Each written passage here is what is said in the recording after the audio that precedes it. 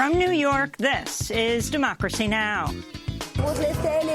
The resignation is the result that should happen, facing the people's demands. This does not mean he's a hero. It means that we are heroes. We achieved a victory, and we are continuing. Lebanese Prime Minister Saad al-Hariri resigns after 2 weeks of massive anti-government protests calling for him to step down brought more than 1 million people into the streets. Demonstrators promised to stay in the streets until all their demands are met. We'll go to Beirut for the latest.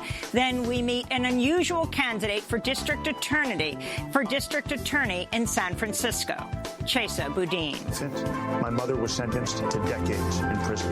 My father may never get out.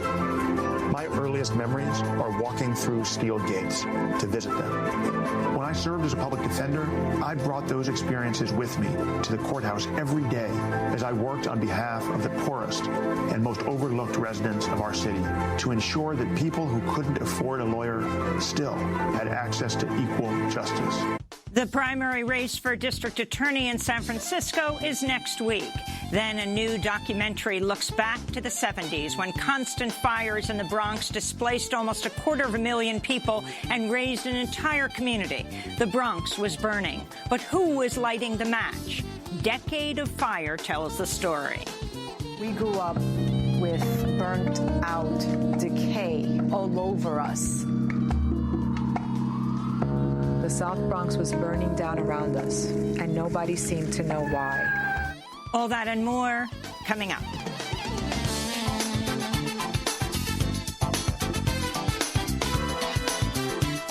Welcome to Democracy Now!, democracynow.org, the War and Peace Report. I'm Amy Goodman. In news from Capitol Hill, Lieutenant Colonel Alexander Vindman, the top Ukraine expert on the National Security Council, told congressional lawmakers that the White House transcript of a July 25th phone call between President Trump and Ukraine's president omitted key words and phrases. Vindman was testifying as part of the ongoing impeachment hearings into whether President Trump withheld military aid to Ukraine to pressure the Ukrainian president, Volodymyr Zelensky, to investigate Trump's political rival, Joe Biden, and his son, Hunter, who served on the board of Burisma Holdings, a Ukrainian energy company. Vindman told lawmakers the transcript of the call excluded an explicit mention of Burisma Holdings by the Ukrainian president, as well as Trump saying there were recordings of Biden talking about Ukraine corruption. Vindman also testified his attempts to include these omissions in the transcript failed. Today, lawmakers will hear testimony from 2 Ukraine experts who advised former U.S. Special Envoy to Ukraine, Kurt Volker. On Thursday, Democrats are slated to formalize plans for the public phase of the impeachment inquiry with a vote. Boeing CEO Dennis Muilenburg was grilled by Senate lawmakers Tuesday over Boeing's defective 737 MAX airplane, which was grounded worldwide after 2 crashes in Ethiopia and Indonesia killed all 346 people on board. This is Illinois Democratic Senator Tammy Duckworth. Boeing has not told the whole truth to this committee and to the families and to the people looking at this. Yes, the pilots did exactly what they were supposed to do, but 5 seconds later, especially if that sensor is still stuck, it overrides what the pilot does and it pushes the nose right back down again.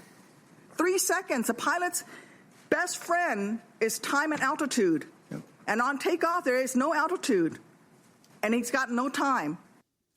During Tuesday's hearing, Muilenburg admitted Boeing failed to provide pilots with additional key safety system information.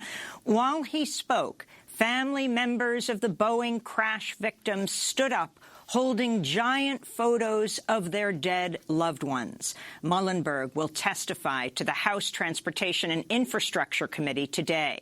The Justice Department is also conducting criminal investigation into Boeing. In Lebanon, thousands poured into the streets to celebrate Tuesday after Prime Minister Saad Hariri announced his resignation amid 2 weeks of massive anti-government protests. First of all, we want to congratulate the people because the party of the people won today and not one party over the other, like in the past. The people triumphed over the political feudalism in the country. We will continue in our movement and in our uprising and our revolution to overthrow the money sharks that maintain a grasp over the country's joints. Protester Abdullah Hammoud, the demonstrators are continuing to call for the resignation of the rest of Lebanon's ruling elite and the formation of a new government with independent experts. We'll go to Beirut for more on the massive protests after headlines. Anti-government protests are also continuing in Iraq, where tens of thousands of people marched on Baghdad's Tahrir Square Tuesday night, demanding the removal of the government. At least 225 people have been killed in the government's crackdown against the protests, which erupted earlier this month over corruption, mass unemployment, and the lack of basic public services. Al Jazeera reports Iraqi Prime Minister Adel Abdel Mahdi may soon be ousted after his two main political backers, Muqtada al-Sadr and Hadi al-Amiri, agreed to work together to remove Mahdi from office in response to the growing protests.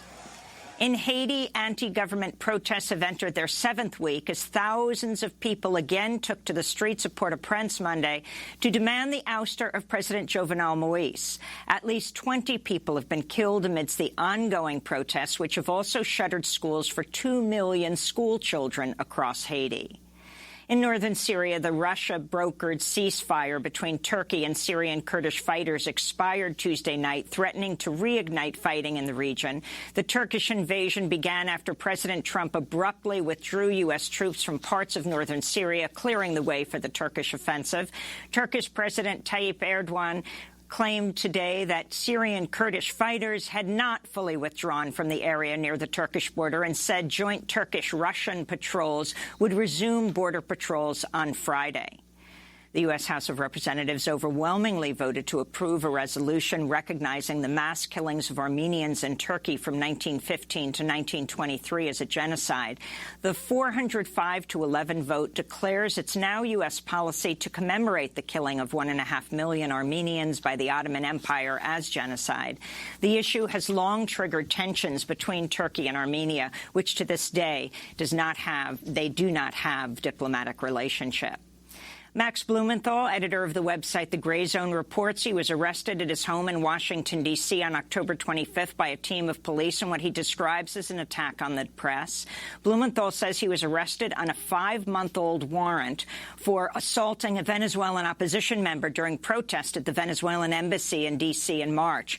Blumenthal denies the charges. He says he was held in jail for 2 days, shackled for 5 hours, and denied a phone call. In California, the National Weather Service in Los Angeles has issued a rare extreme red flag warning for Southern California as climate change-fueled wildfires continue to ravage the state. This is the first time the Weather Service has used the term extreme red flag warning, as winds up to 80 miles an hour threaten to spread the uncontrolled Getty Fire. California Governor Gavin Newsom declared a statewide emergency Sunday as wildfires spread from Los Angeles and Northern California, burning tens of thousands of acres and forcing the evacuation of over 180,000 people. And here in New York, about 200 protesters rallied at the headquarters of BlackRock Tuesday, calling on the investment giant to end its support for fossil fuels and companies driving deforestation. BlackRock is one of the world's largest asset managers with more than $6.8 trillion in assets worldwide. It's also one of the biggest investors in coal and oil. This is Reverend Kevin Van Hook of Riverside Church. We're here this morning because we believe that the earth is not something that we've inherited from our past, but rather something that we're borrowing from our future. We're here this morning because we believe that our children and their children have a right to clean air. We're here because we believe that our children and their children have a right to clean water. We're here because we believe that our children, their children, and their children have a right to have a safe planet to call home. That's right. And we who believe in freedom for this planet cannot rest until it comes. Tuesday's protest was held on the 7th anniversary of Superstorm Sandy, which blasted New York, New Jersey, and parts of New England with a record storm surge as high as 13 feet, killing 159 people and damaging more than 650,000 homes. A new study published in the journal Nature Communications warns up to 300 million homes around the world will be affected by coastal flooding within the next 30 years amidst climate-fueled sea level rise. And those are some of the headlines. This is Democracy Now!, democracynow.org, The War and Peace Report. I'm Amy Goodman. And I'm Juan Gonzalez. Welcome to all of our listeners and viewers across the country and around the world. We begin today's show in Lebanon, where Prime Minister Saad al-Hariri has resigned after 2 weeks of massive anti-government protests. Al-Hariri said he had hit a dead end in trying to resolve the crisis and announced his decision in a nationwide televised address. For 13 days, the Lebanese people have waited for a decision for a political solution that would stop the deterioration. I have tried, during this period, to find a way out, to listen to the people's voice, and to protect the country from economic, security, and social dangers. Today, I will not hide it from you. I have reached a dead end. It is time for us to have a big shot to face the crisis. I am going to Babda Palace to present the resignation of the government to President Mishaoun and the Lebanese people in all the regions, in response to the will of many Lebanese who took to the streets to demand change.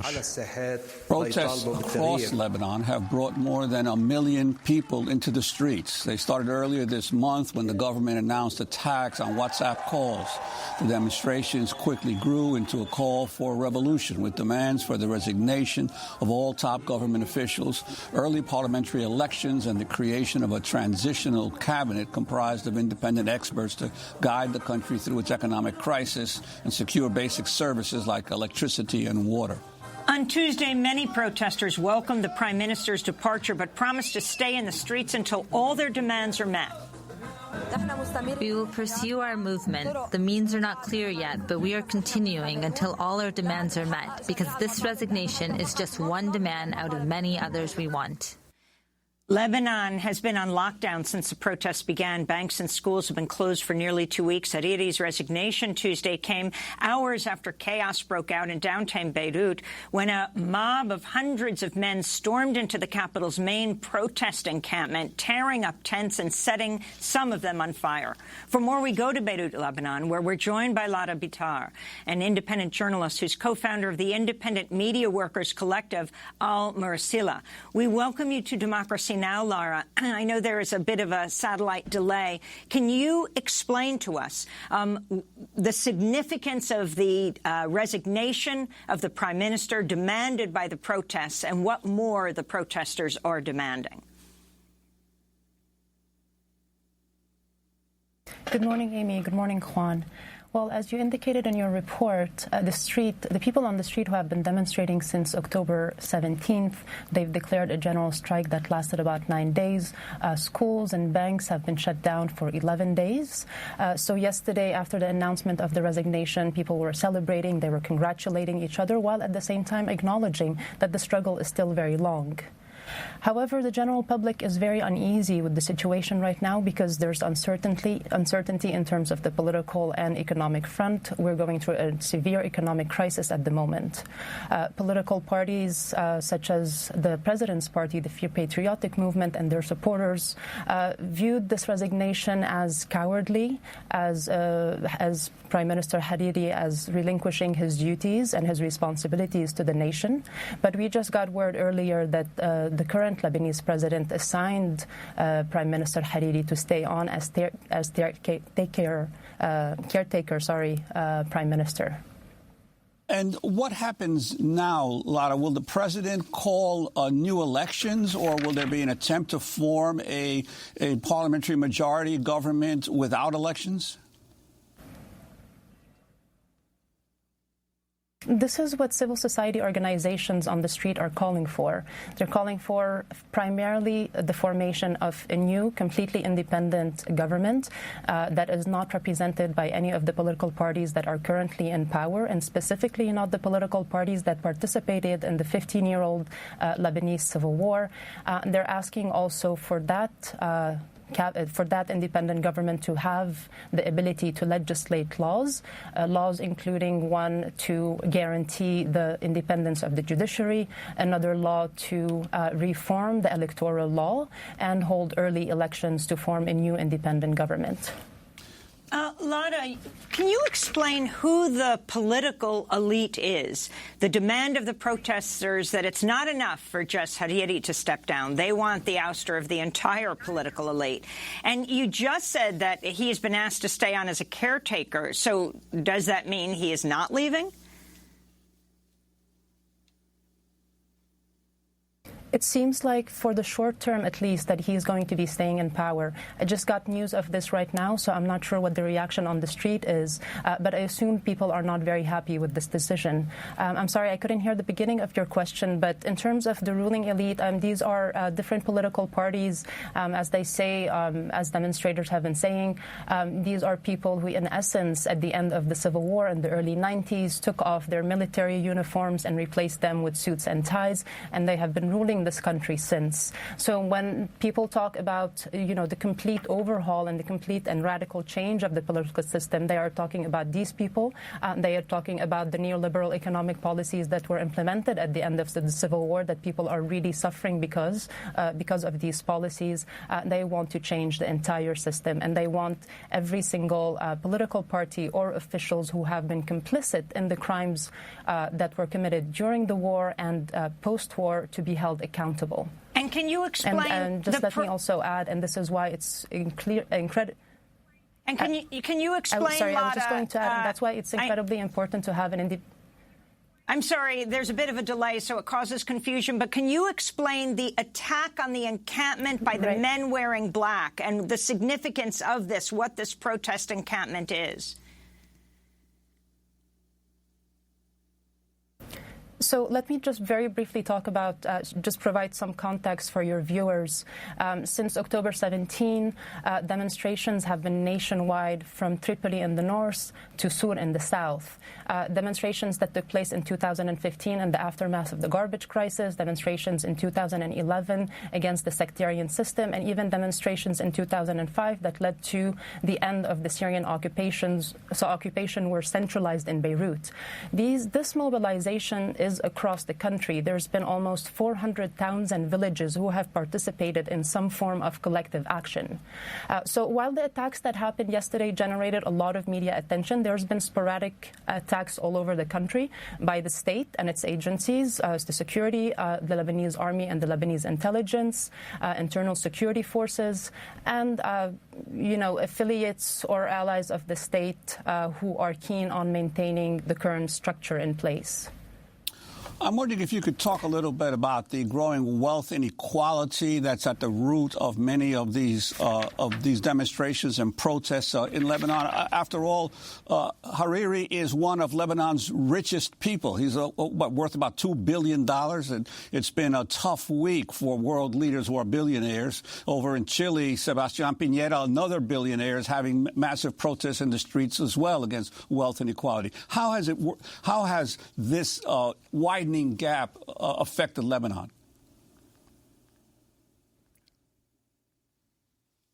So about 1% of the people in Lebanon control or hoard, I should say, the majority of the wealth. And in the past decade, that has incrementally grown. Since the beginning of this year, there's been also demonstrations because of recently passed austerity measures. There's been cuts to the only public university in Lebanon, the Lebanese University. There's been cuts to various ministries, such as the Environment Ministry, that is crucial to maintain, as we're continue to face an environmental crisis. There's been additional taxes that primarily impact the working class and the poor. And we see, and also because Lebanon has one of the highest debt to GDP ratio at almost 150%, making Lebanon the third most indebted country in the world. So this public debt that is at almost $89 billion and continuously growing, the servicing of this debt primarily benefits the wealthy at the expense of the very poor. So there's a lot of anger on the street, and these demonstrations have somewhat been referred to by the international press as a WhatsApp revolution. That's far from the truth. WhatsApp was a very, very small trigger to what is happening here. They were also plans to not only add a tax of about 20 cents per day, amounting to a maximum of $6 per month. And also, for context, WhatsApp is used by almost everybody in the country, and especially because telecommunication costs are so expensive. So what we see is a gradual increase in taxes that do not really serve people who are being taxed, and tax evasion by the most wealthy and by the banking sector. You mentioned more than $80 billion in debt. Who holds that debt? What countries are benefiting specifically, or what financial groups from the Lebanese debt crisis? It's not really the international community that's benefiting. It's actually the local banking sector that benefits from the servicing of this public debt. And of course, some members of the international community, Saudi Arabia, Gulf states, and others. But for the most part, it is the local banking sector that is benefiting. And the local banking sector is very tightly affiliated or close to the political class. So they're in essence serving each other. Can you talk about, you've described this as a really anti-capitalist mobilization. Can you also talk about how this dates back to and what were the trash protests of 2015 that this has been building?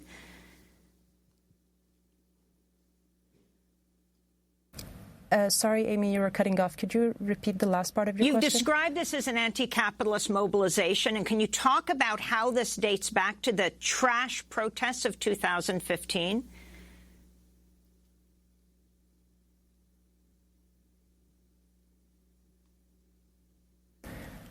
I still have difficulties hearing that question, but I'll just briefly talk about the 2015 demonstrations that were ignited after a garbage crisis that continues to be unresolved.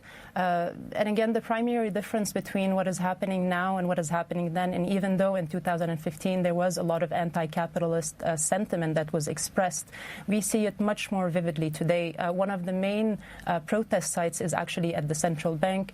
People have been there for almost 2 weeks. They are calling for not only the downfall of the current political class, but they're also calling for the downfall of the governor of the central bank, Riyad Salameh. They are also calling for the downfall of the rule of the bank in Lebanon.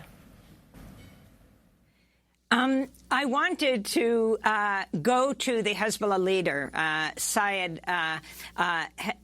I wanted to turn right now to Nasrallah to talk about his response to the protest, urging followers not to join the mass protests. I want to appeal to the people. I want to appeal to the protesters and appeal to those who are blocking roads with all due respect, love, and fraternity to open the roads for the people to go to their works and schools and hospitals. I am scared for the country. We are scared for the country. We are scared that there might be someone who wants to take Lebanon and create social, security, and political tensions that would lead to civil war. Any solution, you, people, and political powers, and everyone related, you should base your actions on not falling into a government vacuum in the government institutions, a vacuum in the authorities. Why? Because this is really dangerous. That is Hezbollah leader Nasrallah. Lara Bitar, the significance of Hezbollah around these protests.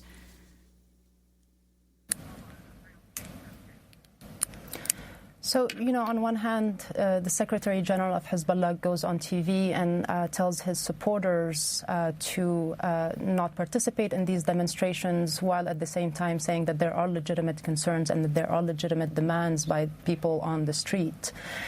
His supporters, however, sometimes do hear his calls not to act in any kind of violent manner. But then there's this claim that the Secretary General cannot always be in control of his supporters and of party members. But the attack that we saw yesterday, and it clearly turned out that it was primarily by Amal movement supporters and maybe a handful of Hezbollah supporters. We're not really sure, and we can't really know who is really sending these young men to attack these demonstrations. But what is very clear, at least from my perspective, is that Hezbollah, being part of this government, even if not as corrupt as other political groups, is at least complicit in the corruption that this government has been a part of for decades. Early in the protests, a video went viral of protesters singing the children's song Baby Shark to soothe a toddler in a car that was stuck in the demonstrations. Baby shark,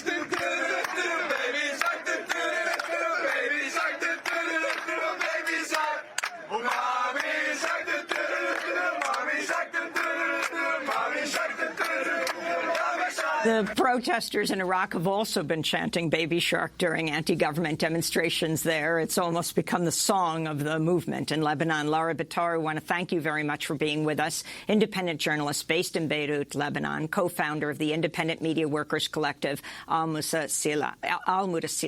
When we come back, we speak to a candidate for district attorney in San Francisco, Chesa Boudin. Stay with us.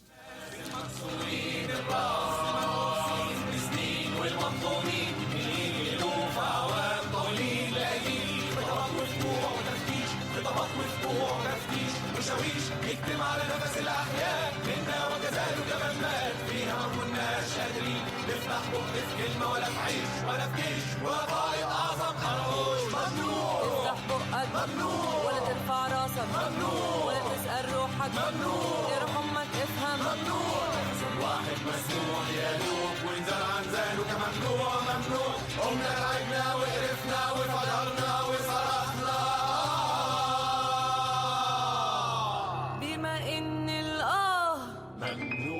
قام السلطان بما إن قام السلطان من صوت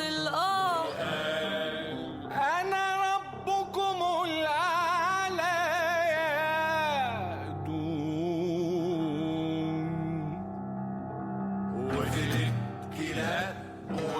Marched with the People by the great departed. This is Democracy Now! I'm Amy Goodman with Juan Gonzalez. We turn now to a candidate looking to upend San Francisco's approach to criminal justice. Chesa Boudin is running for San Francisco District Attorney, and his resume is highly unusual. He's the child of Weather Underground activists Kathy Boudin and David Gilbert, who were in prison when Boudin was still a toddler. Gilbert remains in prison. Boudin was raised by former Weather Underground members Bill Ayers and Bernardine Dorn. Chesa Boudin has been endorsed by Democratic presidential candidate Bernie Sanders and is running on a platform of ending cash bail and dismantling the war on drugs. This is his campaign ad. We live in a city built on a simple ideal. It's called equal justice for all. But for so many of us, this ideal is being betrayed. We've become a city of prosperity, but also of abject poverty. We've become a city of aspiration, but also of exclusion and inequity. Our most vulnerable residents do not receive the mental health care and shelter they need. We fill our jails with African-American San Franciscans who make up more than half the county's inmates, but only 5% of the city's population. We let the wealthy defendants go free on bail, even if they're dangerous, while the poor remain behind bars, even if they're innocent. I know what it's like to be impacted by the criminal justice system. When I was an infant, my mother was sentenced to decades in prison. My father may never get out. My earliest memories are walking through steel gates to visit them. When I served as a public defender, I brought those experiences with me to the courthouse every day as I worked on behalf of the poorest and most overlooked residents of our city to ensure that people who couldn't afford a lawyer still had access to equal justice. I'm part of a growing movement that's bringing a new vision to the district attorney's office, a vision to make the criminal justice system work for all of us, not just the rich and powerful. Justice demands an independent voice, someone willing to directly challenge a broken system. Chesa Boudin is the newest addition to a growing number of public defenders who have vowed to use a local prosecutor seat to end tough-on-crime tactics and restore civil rights. Over the summer, Tiffany Caban came within 55 votes of winning a tightly contested Queens District Attorney seat against the Democratic machine's favorite candidate. The 31-year-old queer Latina public defender was supported by progressive district attorneys Larry Krasner of Philadelphia and Rachel Rollins of Boston, all part of a new decarceral prosecutor movement. Well, for more, we go to San Francisco, where we are joined by Chesa Boudin. Welcome to Democracy Now!, Chesa. The election is just a week away. There have been unusual developments, and one of your main opponents has just been appointed the DA of San Francisco. If you could explain what just happened for a national audience, and also, with your unusual history, why you want to become District Attorney of San Francisco. Well, thank you, Amy. It's great to be back on the show. Thank you, Juan. Always good to be here. We are just under a week away from the election, and the election is November 5th. On October 18th, the current elected district attorney, George Gascon, stepped down in order to pursue the Los Angeles district attorney position. And it was a highly unusual development, particularly because this was the first open district attorney race in San Francisco history in over a century, quite literally the first time without an incumbent on the ballot since 1909. And when George Gascon announced his early departure on October 18th, the mayor immediately announced that she would be swearing in one of my competitors, Susie Loftus, as the interim DA for the 18 days until the election. It was a move widely criticized. The nonpartisan ACLU, for example, called it an interference with the democratic process. Many other observers jumped into the race to denounce this move as an effort by the mayor to tilt the scales of the election and influence the outcome. And of course, we have seen what everyone expected, which is that the interim DA has used her position quite literally every day to do a press conference or some campaign-related activity to draw attention to her otherwise uninspiring campaign platform. And why you're running, Chesa Boudin? Well, Amy, I'm running because I've seen firsthand, personally, my whole life, how broken our criminal justice system is. My earliest memories are going through steel gates and metal detectors just to see my parents, just to give them a hug. And I learned through years and now decades of prison visits that our justice system is not doing nearly enough for victims of crime. It's not rehabilitating people who have been convicted of crimes. And it's a system of racist mass incarceration that's actually costing taxpayers billions of dollars and making us less safe. I saw that, I lived it, I experienced it my whole life, and I decided to become a public defender to make sure that people had access to equal justice, no matter how much money they had in the bank. And day in, day out, practicing as a public defender here in San Francisco, I saw the same kinds of systemic injustices that I experienced firsthand as a family member of incarcerated parents. Well, Chesa, I fought day in, day out. Oh, I'm sorry. Go ahead, Amy. No, I was going to ask you, Chesa, could you talk about some of the main planks of what you're hoping to accomplish as DA, especially in terms of sexual assault, immigration, mental health treatment, and also the racial disparities within the criminal justice system? Absolutely. Well, thank you for bringing those issues up, Juan. They're actually all key platforms in my campaign. Let's start with sexual assault. I'm committed to testing every single rape kit, new or old, in San Francisco. I think if someone survives a sexual assault, has the courage to submit their body to an evidentiary collection process, It is incumbent upon law enforcement to at least test the evidence. My main opponent, the interim DA, was actually a defendant in a high-profile lawsuit because she refused to test rape kits when she was the president of the police commission. Mental illness is another critical issue in San Francisco. 75% of people arrested and taken to county jail in this city are drug addicted, mentally ill, or both. And we are currently using the county jail as the #1 provider of mental health services in the city. It's not working. It's not keeping us safe. It's not humane. It's not therapeutic. I want to treat mental illness before crimes are committed instead of waiting for people to be taken to jail. Racial disparities. San Francisco incarcerates African Americans at a rate that is higher than any other major city in the country. It's a disgrace. It's unjust. And we've got to systematically attack it. It is not enough in this day and age in a city like San Francisco to simply say we are being race neutral. As one of the leaders I'm proud to have as an endorsement in this race, Angela Davis, likes to say, we must be anti-racist. And those are the policies that I've developed, anti-racist policies to systematically root out racism at every step of the criminal justice system. It's a detailed program that will take an unflinching look at the ways in which racial bias manifests and attack it everywhere we see it, including implicit bias training on an annual basis, including a refusal to use evidence gathered by police officers with a history of racial profiling, of excessive use of force, or of dishonesty on the witness stand. And the other thing that's critical to my platform, absolutely essential, is putting victims first. We know that all too often in our criminal justice system, crime victims are used as pieces of evidence rather than given a meaningful voice in the process.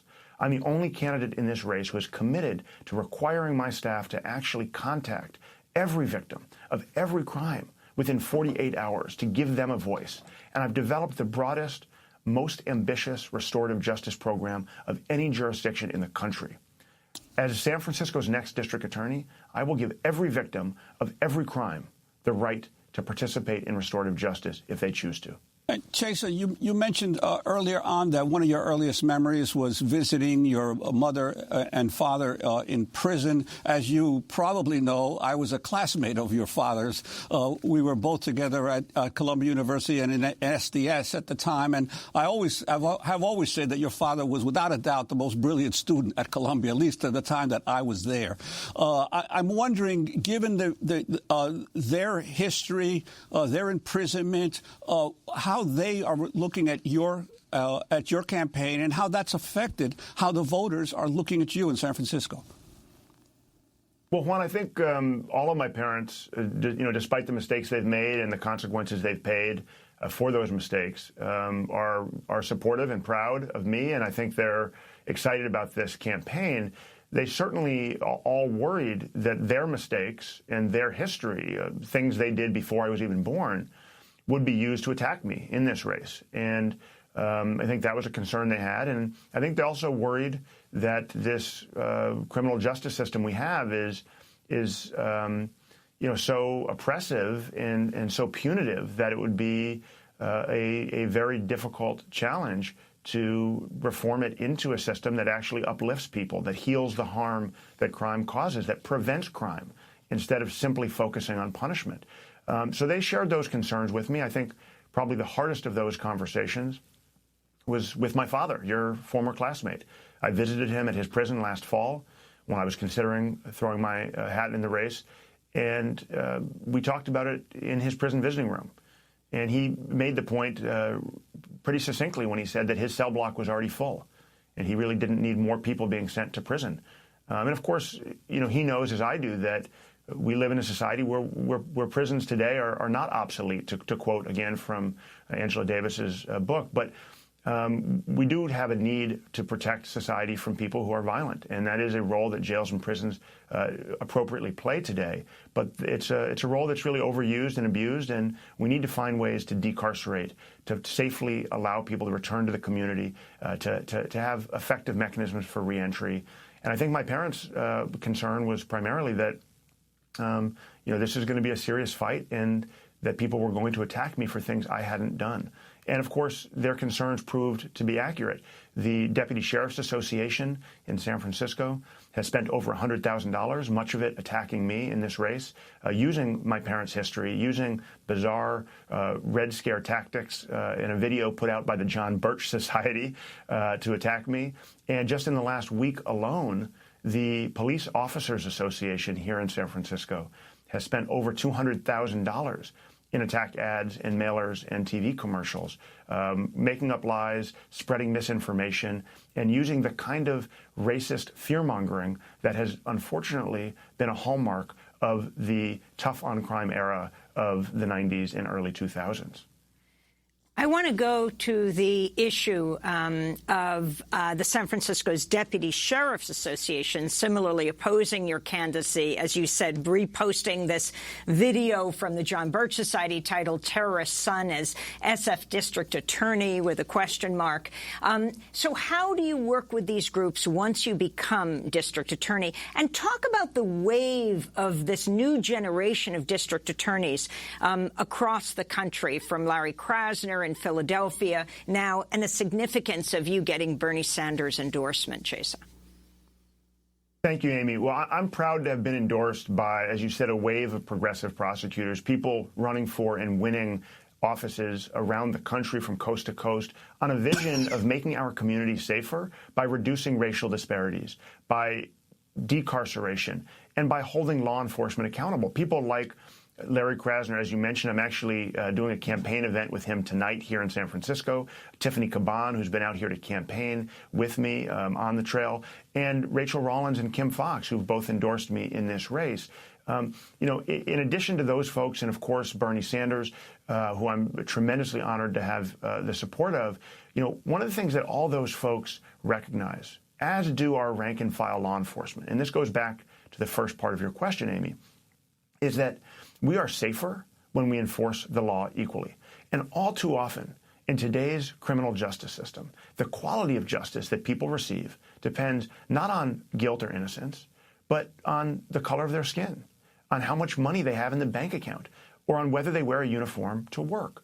And so what I've learned and what I've heard over and over again from rank-and-file sheriff's deputies, from rank-and-file police officers, is that they are anxious to be liberated from the tyranny of the minority of officers who abuse their power, who abuse their uniform and their badge. Imagine being an officer on the beat and having a partner who violates the law, who plants evidence, who racially profiles, who uses excessive force and lies in police reports and testimony before the court. Well, if you're the honest officer serving alongside the dishonest one, and you do your job and follow the law and report the misconduct that you witness, absolutely nothing will happen to the officer who's committed misconduct. And you, for having integrity and decency, will be retaliated against, and your career will be over. I believe that the majority of officers have taken their jobs because they want to serve and protect their communities, and their ability to do so is undermined, and their safety is put at risk by the tyranny of the minority. So I am excited to work with the majority of officers who have integrity, who serve with pride, who actually want to serve and protect their communities. But to do so, we need to make sure we're enforcing the law equally. I'm the candidate in this race who's made the clearest, most consistent commitment to do that, and it's exactly why the most extreme right-wing elements that run the police union have chosen to spend hundreds of thousands of dollars attacking me. And the terrible crisis of homelessness, Chesa. You co-wrote an article in the San Francisco Examiner titled "The District Attorney Has a Role to Play in Protecting Tenants." On your campaign website, you vowed to prosecute landlords who break laws to exploit tenants. Can you talk about what this means and how you would deal with the increasing criminalization of unhoused people in the city? San Francisco has become really the poster child in this country of homelessness. Amy, we have a real crisis of homelessness in San Francisco. You see it everywhere you go, and it's one of the issues that comes up with the most frequency on the campaign trail. Everywhere we go, people are asking the district attorney candidates, what are you going to do about the homelessness crisis? And of course, one of the first points we need to make always is that being homeless is not a crime. Being poor is not a crime. And yet, approximately 40% of our county jail is made up of people who were unhoused at the time of their arrest. Now, I'm committed to using data to inform my policies, to look at what the numbers show us and make policy based on data. So let's take housing as an example. 70% of the people who are currently unhoused in San Francisco were previously living in housing in San Francisco. So if we are committed to finding ways to reduce and address the housing crisis, we need to start by ensuring that people who are currently housed don't lose their housing through fraud, deceit, or illegal tactics by corporate landlords. Turns out that a huge percentage of the people who have been owner move-in evicted, OMI evicted in San Francisco, have been done so using fraud, deceit, or threats. Being a progressive prosecutor, Amy, is not just about decarceration, reducing racial disparities, and so on. It's also about making sure we are using the tremendous power and discretion of the district attorney's office to enforce the laws equally. That means prosecuting corporate landlords when they commit fraud. It means prosecuting police when they commit murder or perjury. It means prosecuting corporations when they dump toxic waste into our communities, as they did in the Hunters Point shipyards. And it means having a broader vision of using the district attorney's office to actually keep our communities safe, not simply wage a racist war on drugs. Jason Badun, I want to thank you very much for being with us. San Francisco Deputy Public Defender, now candidate for San Francisco District Attorney. The election, the primary, is next week. When we come back, speaking of homelessness, speaking of losing homes, Decade of Fire. A new documentary tells the story of the terrible fires that ravaged the Bronx in the 70s and the community that fought to save their neighborhood. Stay with us.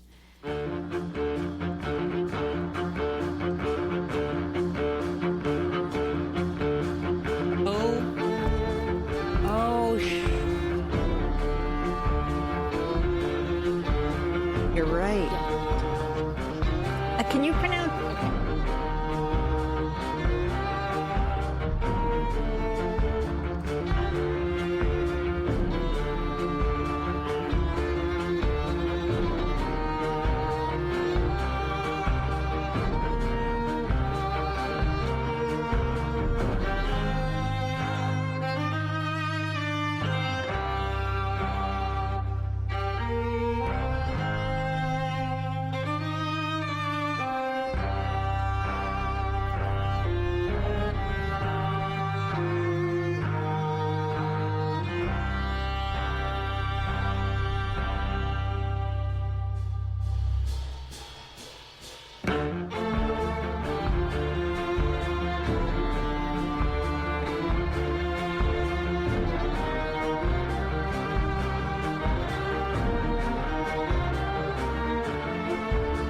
I Never Listened to Them by Led to See. This is Democracy Now! I'm Amy Goodman with Juan Gonzalez. Decade of Fire. That's the name of a new documentary that takes us back to the 1970s, when the Bronx faced a near constant barrage of fires that displaced almost 250,000 people and devastated an entire area. The Bronx was burning, but who was lighting the match? Decade of Fire tells this story. This is the trailer.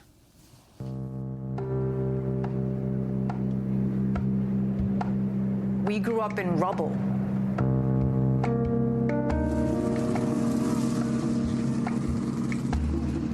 We grew up with burnt out decay all over us. The South Bronx was burning down around us, and nobody seemed to know why.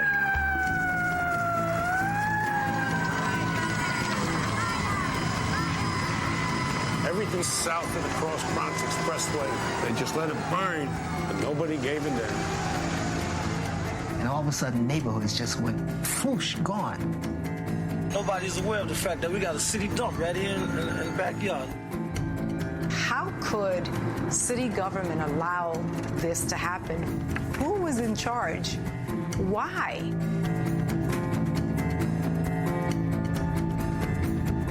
The story we were told, the story the whole world was told, was that the fires were somehow our fault. But we didn't burn the Bronx. We were the ones who saved it.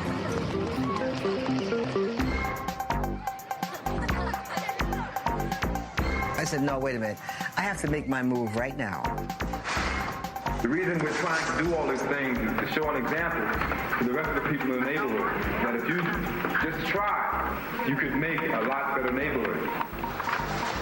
If no one else wants to fight, we'll fight.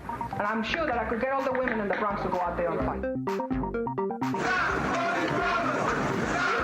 federal government can come in and wave a wand and do this. We try to get money from the city to renovate a building. We got red tape, 2-3 years maybe. 2-3 years, there might not be a Kelly Street.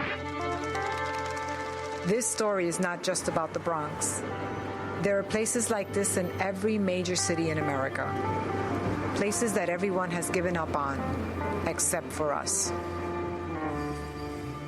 We came from this so-called terrible place, but we would never leave it behind. Decade of Fire airs next week on PBS, where for more we're joined by the two guests here in the studio who made this film happen. Vivian Vasquez-Irizarry is the film's co-director and co-producer. Born and raised in the Bronx, she describes her community burning in part through her own family story. And Gretchen Hildebrand is co-director and co-producer of Decade of Fire as well. Vivian, let's begin with you. The poignant story of your family, and then what happened in the Bronx. Tell us that story.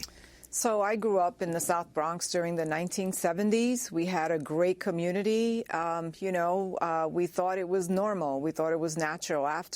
Meaning the fires, right? Living in the destruction. That's how we grew up. As I got older, I began to realize that something was really wrong. And I began to work with young people and decided, let's teach history to young people about the Bronx, and realized that, wait a minute, something was wrong. We were always told that it was our fault for the destruction of the Bronx. That's the narrative we've always been given, that it was the people of the South Bronx who burned it. 80% of the Bronx burned down? 80% of our housing stock was destroyed. And we also experienced 40 fires on average a day and night. You talk to people who grew up back then, and they will tell you they still remember the smell. And they still remember what they needed to do in case there would be a fire. Putting shoes out near the front door, maybe sleeping with your shoes on, maybe making sure that people in the neighborhood were always aware that any minute now there would be a fire. And of course, many of those were arson fires that the landlords themselves set to be able to collect insurance money because they weren't getting enough income from the rents. And you also focus on the reduction of fire services to the community by the city government at the time of New York's financial crisis. Could you talk about that? Yes, we talk about the fires, but we also reveal what led to those fires.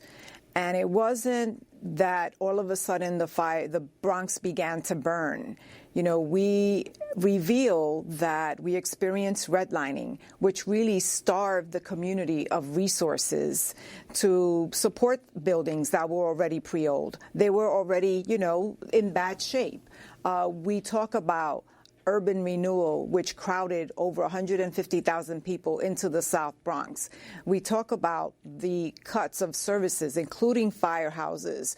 All of those factors led to the fire. So we characterize the fires as the vulture effect that occurred with policies that were made, humanly made, to the community beginning in the 1950s and 60s. And when you talk about the 150,000 people that were poured into the South Bronx, they were being displaced from Manhattan, as Manhattan was being gentrified by Robert Moses and Herman Badillo, and they were being pushed into the South Bronx, right? Correct. Mm-hmm. These people who were already poor became displaced into neighborhoods that created even a greater poverty effect for the community. Let's go back to the documentary Decade of Fire.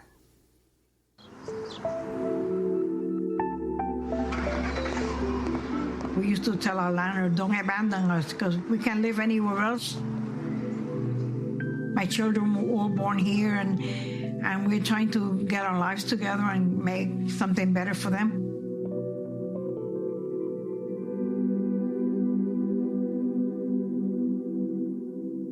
The sense that I get, and there's this internalized sense of guilt and of shame for not being able and not working hard enough or not having what it takes to elevate oneself out of that circumstance. We did blame ourselves because that's what we internalize. Wait, because we're living in it. Why are we doing this to ourselves? You know, it was complicated. And it's awful because I think that in many ways we still blame ourselves. And another clip from the documentary Decade of Fire.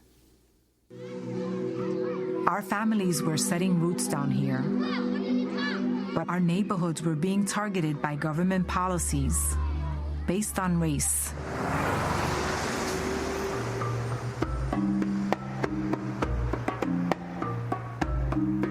It started with redlining. Redlining, when this first starts in the 1930s, any neighborhood that has 5-10% Black or Puerto Rican population is seen as a declining neighborhood. The federal housing agencies, banks, insurance companies, they start taking maps and literally drawing lines around them based on which neighborhoods are a good risk and which ones are bad. If a neighborhood had a red line drawn around it, it's a bad bet. Don't give a loan there. Don't give out homeowners insurance, fire insurance. That was another excerpt from Decade of Fire. Gretchen Hildebrand, how'd you get involved in this film and why'd you feel so important to make it? Right.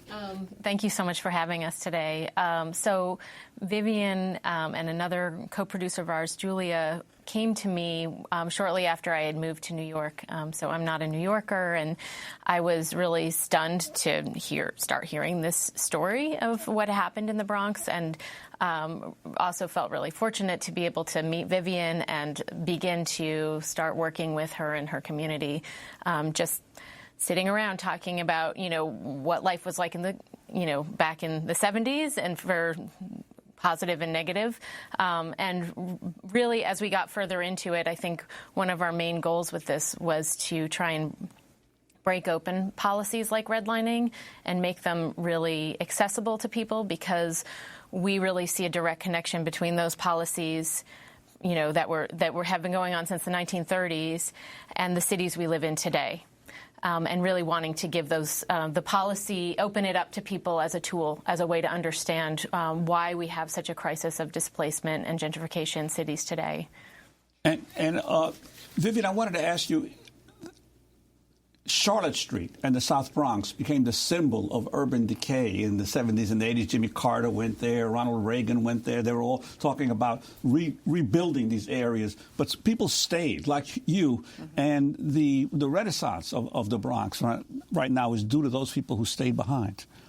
So in the film, you see the real creative resistance of people that stayed and fought and sacrificed their lives, everything they had, to save their building, their block, their neighborhood. You have people like Ramon Rueda from the People's Development Corporation who, automatically saw that we had the resource of human beings and empty buildings. Let's just bring those two together and figure out how we can rebuild the housing. You had the Potts family and, Robert Foster and Hope Foster, who together with folks from Banana Kelly decided that they were going to rebuild an entire block. You had women like Hetty Fox, who came from California, actually, after, visiting her father, and decided that she was going to stay and save her neighborhood and prevent her block from burning. Hers is one of the only blocks in the South Bronx that did not burn because she was there. How are these residents being protected today?